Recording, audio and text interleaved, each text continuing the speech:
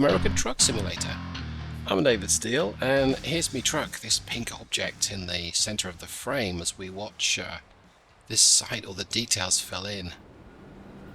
I want to take a moment, well, let Western Star just materialize. I want to take a moment just to appreciate some of the detail that SES put into various sites. We're in Jonesboro, Arkansas, or Arkansas, if I wish to upset anyone from Arkansas, and I don't. And the noise, the sound effects, the detailing, the solar paneling on the roof or the windows. Not sure what they are, but you know what? Let's take a look. Solars or windows? I don't know. They might be solar panels. Either way, just some of the detailing that they put just looks fantastic. Anyway, here's me truck. Oh, I was shot there a little bit. Today we are in the International ProStar. It's a mod truck, and I'll put details of the truck below if I remember. Let's jump into the cabin. Okay, I'll go ahead and fire it up. And get these windows shut because there's kind of noisy here. Okay, aside from the rather dazzling fuchsia pink orange blend of a metallic shade we've got today, this truck is largely configured as a fleet truck might be back in the day. This is a 2016-2017 model year ProStar. Biggest clue to what year it is, and you probably can't tell from the dashboard, I certainly couldn't tell, is what's under the hood. And we're running an International N13 engine today, or a Navistar N13. Well, let's go ahead, let's put my position lights on. In fact, what time is it? I think it's about 7 o'clock on a morning on a Saturday. It's kind of a new truck to me. Let's take a quick look at the dash. Does it tell me? No. Do I have a clock somewhere here? Well, either way. Oh, it's actually 8:41. Well, what do you know? We've got 5 hours to get to Portsmouth today. I'm going to go ahead and make a move. In fact, I'm just going to put the lights on all the way, I think. Lights on for safety. Okay, and we've got an Eaton UltraShift here. And not a good start. We rolled back there. So they cunningly put this... wow, that's actually not good at all. They put the load down a slope. I've just raised the right height to help me get out there. That looked like it was pretty close. Okay, I think we're clear now. Okay, the cargo today, this JCB, is about £45,000 a payload, but the low loader it's on is I forget whether it's £16,000 or £20,000 of trailer, and I probably could take a look, but we may come across a way station. The long and short are, this is quite a chunky payload for what is spec'd very much a fleet truck. It's a 390 horsepower motor, 1450 foot-pounds of torque, and it is a 13 litre, well, it's a 13 litre class, it's 12.4 litre engine, this one. The N13 is derived from a MAN engine as used in Europe, and it has I would say, a very pleasant torque curve. Get ready to turn left. Turn left. It is quite workable, and that may be because of its European origins, or it may simply be that that's the way the International have set it up. Navistar, I suppose they're called back in the day. This engine, however, does not have a very good reputation. It's a reputation of being a bit of a chewer. But a chewer is probably not quite what I mean. Not great, and I also can't see, so let's zip to here. It's busy either way. I guess we'll wait for this Volvo. What's coming from the right? Oh, nothing. Oh, that's good. Right. We're off, finally. Let's jump back in again. I want to get things going Because, yes, I know it's a 5-hour drive, and I know we've got 8 hours, but I'm suspecting I'm going to feel the weight of this one. I already do. Yeah, so the N13, it's a Navistar engine. It does not have a good reputation. Never driven one of these, so couldn't say if it's pleasant to drive in the real world. The ProStar was supposed to be one of the quieter trucks of its day, at least when it was introduced.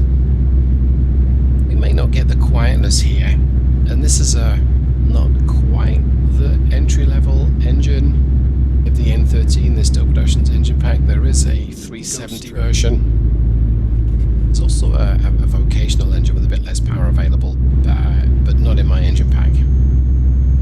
And maybe one day, but not today. Let's go ahead and use the left lane. We've got to turn off just up here. Well, I hope life has been treating you well today. It's felt like I've not really shown off the N13 in the channel all that much. I know I did a video that was, you know, let's go and recover a damaged N13, or one that wasn't running properly. Yes, I think I did. But I decided that I don't dislike driving around this engine. It's pleasant enough. And let's take it for a spin. Plus, I kind of wanted to show off this metallic pink stop sign up here. In terms of the metrics and the efficiency and so on and so forth, whoa, I'm going a little quickly there, David. Okay. As a mid-bore or more of a mid-bore engine, the N13 should be reasonably efficient, and like I say, it's quite accomplished. There's nothing coming. I expected there to be a lot more traffic because there was earlier, but I was clearly wrong. Get ready to turn left. Turn left. Yes, I'm working it to get up to speed. It does feel a little disadvantaged, shall we say. And only having 10 speeds does hurt a little bit here. But I think mostly it's just not having that much power. Right, that actually looks like we're clear. So I've done 79 miles in this truck, now I've done 80 miles in this truck, so I've just got it, just effectively picked it up. I'm going to set my cruise at 65, like so. We are using an UltraShift 10-speed. It has slightly taller gearing than the stock 10-speed you get in the game. That comes with a 285 final drive, we're using a 264. So, what does that mean? It means at most given cruising speeds in top gear, you're looking at about 100 revs lower. And if you've played ATS and you've played it a bit, you'll probably recognize that 65 in top gear in the stock 10 speed is just over 1500 revs. We're doing about 1400 revs, which should be fairly efficient. Yeah, so it's 1200 revs, 1250 revs as we go through 55. I'm going to take a swig of coffee whilst we wait for this beastie to get up to speed.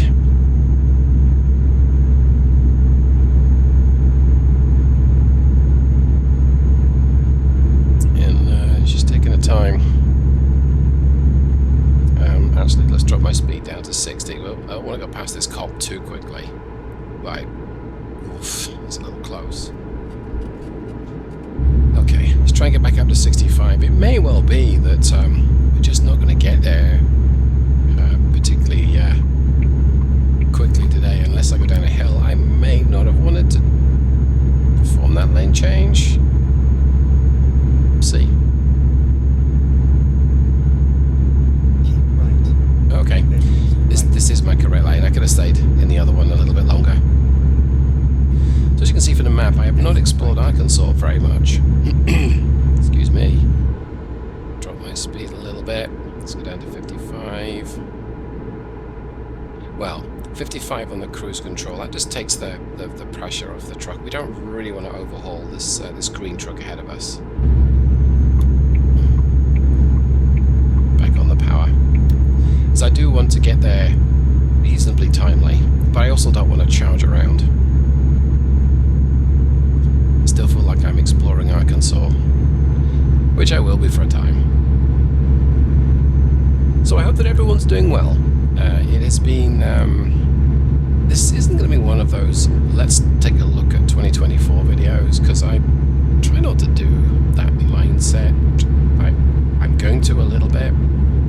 2024 has been an interesting year for a few reasons. In terms of my ETS, most of the year has been bugged by an issue I've had with the game running like just not running very well at all, and I think I've nipped that or solved that in the bud.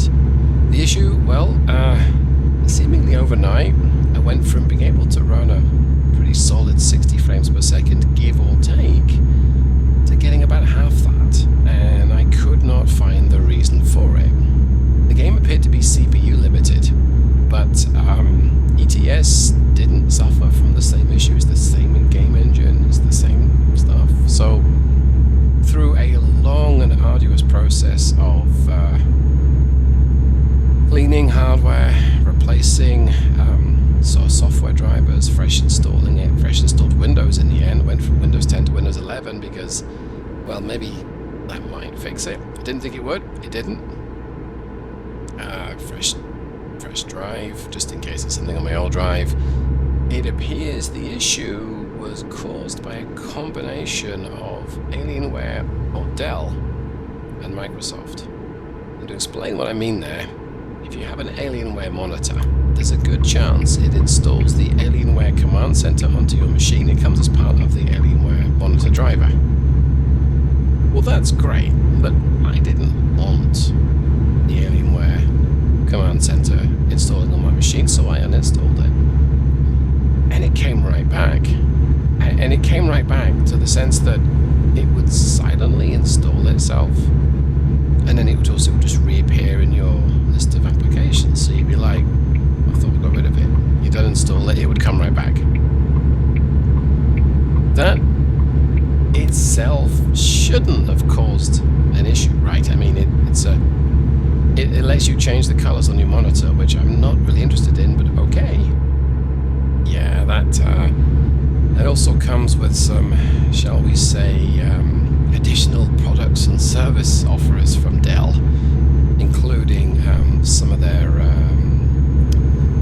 Dell Core services, the updates service, and probably telling Michael himself personally what I'm doing on my machine. I have no idea what exactly he was doing. I just wanted to be rid of it.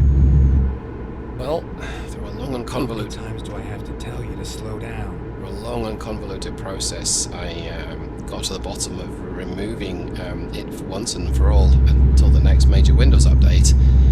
And lo and behold, with none of that Dell stuff running, ATS is running back to normal now. Huh? Who knew? It was a very bizarre series of events lasting from February until Keep left. just before Christmas. So that's 10 months.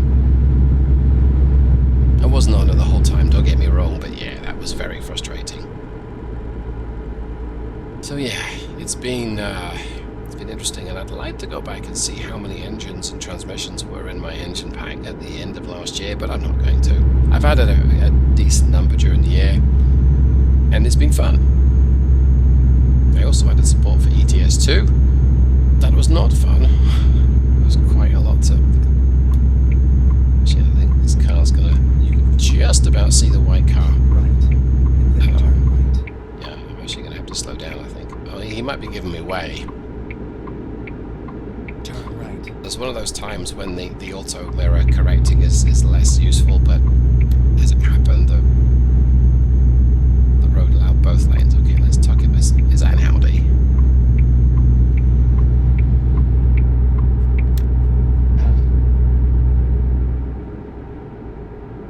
Sorry, I was just reflecting upon whether I wish to pass criticism on Audis.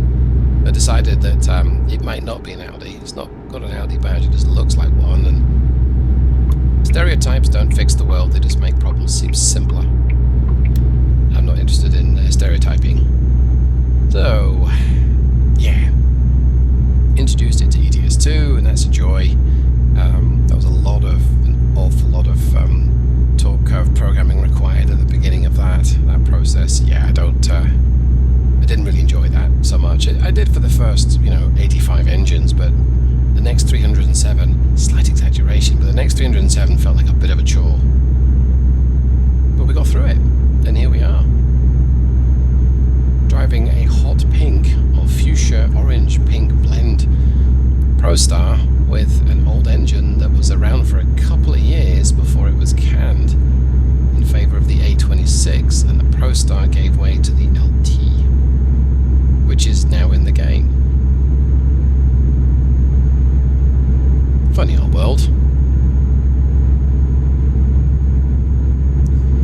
Well, so far I am working this N13 pretty hard.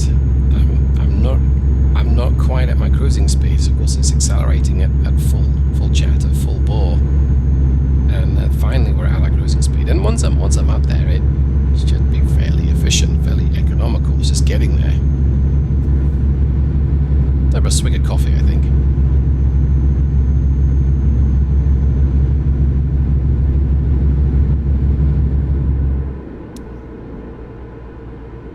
Not bad coffee, if I say so myself. Have made better. A little bit of stuttering from the game there, but nothing too outrageous. Yeah, I'm alright with that.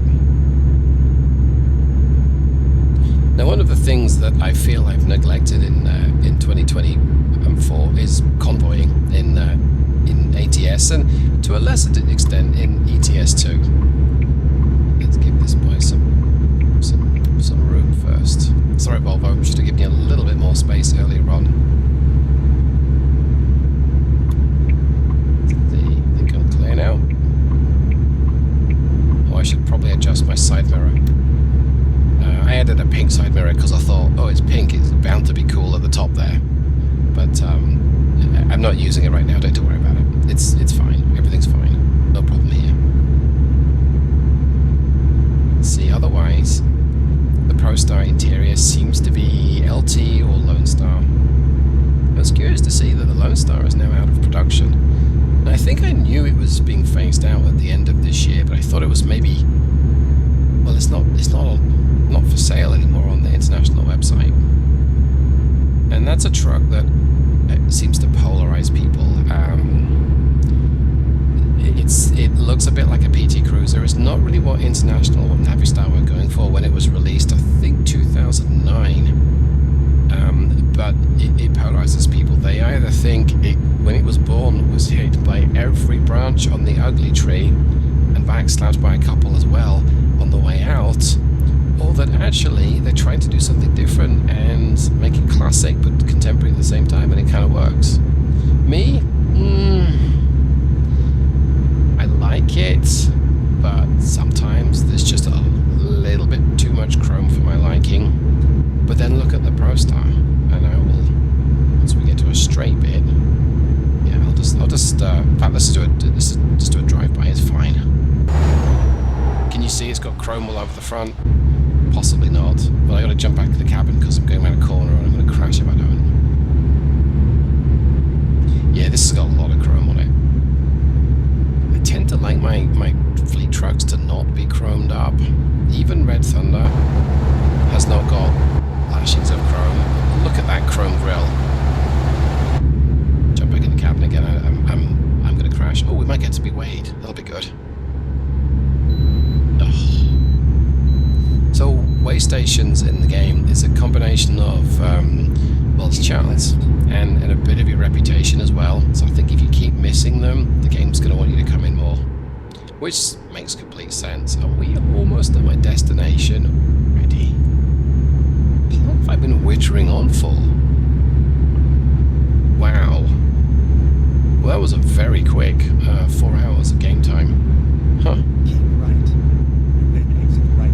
I mean, okay, I'll take it. And we haven't parked it yet, so Exit right. that could be a challenge. It usually is. Jeez, get on my brakes, I think. Use that little 12-litre engine brake. I'm gonna have to use some surface brake, I think, as well. Let's take the edge off the speed.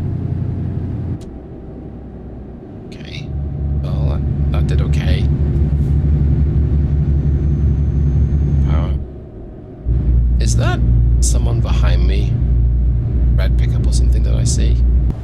close in? No, okay, it's not. I thought there was someone trying to, like, contemplate maneuvering around me. I didn't think I'd installed the Angry AI mod, but hey, you never know. So my exit here as well, okay. And economy-wise, Right. 6.8, Right. it was showing over 8, but that was driving it bobtail to the depot, and that's not really a good reflection of it, Exit so right. we're probably closer to 5 miles per gallon for the run. But I spent a lot of it trying to get up to speed, and that definitely kills your fuel consumption, just as it does in a car. Turn left. Yeah, I'm using a lot of service brake here. This is a heavy cargo. I think I want to just see if I can take how much it is. The Lone Star's supposed to be quite a heavy truck. Okay, I think we're good.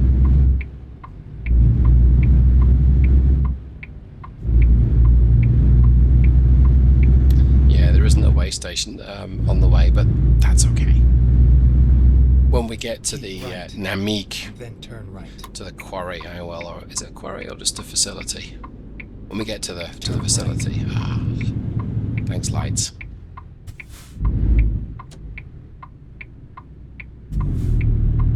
This guy might be turning off, but if not, yeah, that is a Jeep, so he's probably not got good brakes. And his transmission's about to fail, so we'll use the left lane in the hope that somehow he'll miss me. Oh, he turned off. Get ready to turn Maybe it was a left. BMW X5, I just didn't see it was a BMW. I don't know Turn what's left. worse, thinking that your Jeep's a BMW or the BMW is a Jeep. Discuss in the comments below.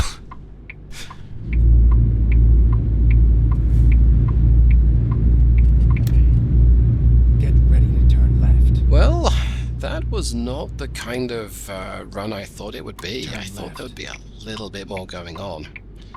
But it seems that we got on the road, and then we arrived, and I guess this is pretty. Maybe they're doing some blast work down there. Oh, that is pretty. I'm going to get distracted now, but that's pretty. In fact, I want to just actually jump up to this view here, I think. And what is Arkansas's tagline? Is the natural state? Which could mean so many things, especially to my British ears, but okay.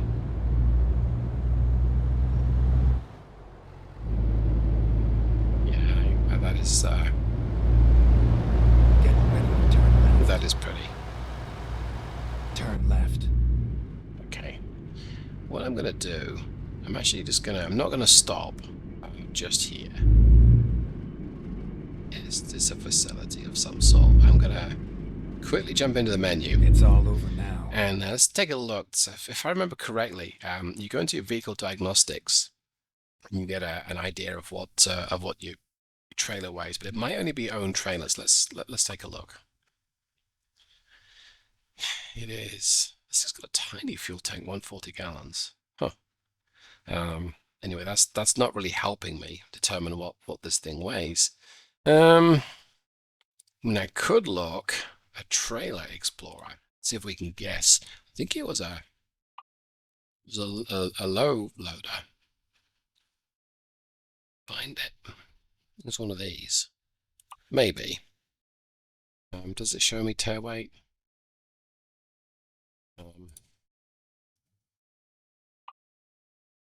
So they have JCB in here. Maybe it's not that, but that looks close to what it is, but I don't have a tare weight, I don't think. That's a shame. Okay. I was hoping to be able to see what the weight of this was. I may have one similar in my collection. And now I'm starting to obsess it because I want to see how heavy this thing is, but what do we have? It's not a flatbed. Wooden low boy. It's close to that, so I don't have tare weight. That's disappointing. No. Okay. Maybe you just have to connect it to your vehicle to see the weight. All right, well, I was hoping to better see how much the thing weighs. I've got a feeling it's something like 16,000 pounds, but I can't verify that. It's a triple, so it can cope with a heavier weight at least. Right, I'm going to go ahead and turn the headlights off, put secondaries on. Let's check in with the foreman and see where he wants this. Do I really want to do the difficult one? No. But we're going to try it, just because. It's been a while since I've done a difficult parking on the channel. What could possibly go wrong? Oh boy. Okay, so I've got to maneuver it backwards. Down this little schnicket here. Yeah, that doesn't seem difficult at all. It does seem very difficult. And they've given me a little bit of space.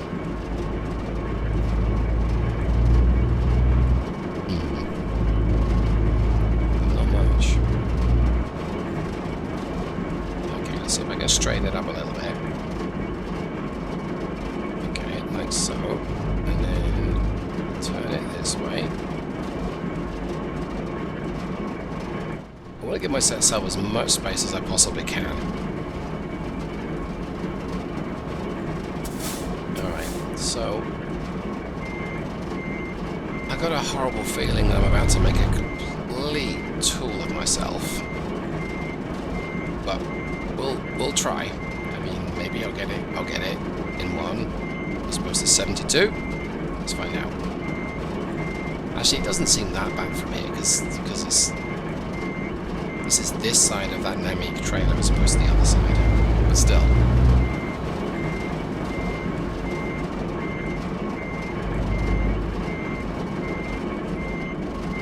I'm not quite off-roading. Alright, I need to get underneath the trailer and oh yeah, it's the crunching over gravel and stuff and rocks and minerally type stuff, quarry things. Okay, so far so good. Let's straighten it up a little bit, avoiding this clump of mud here. No, not straighten it up quite that much. I mean, I've got time to take a swig of coffee because I'm just moving it back on the idle.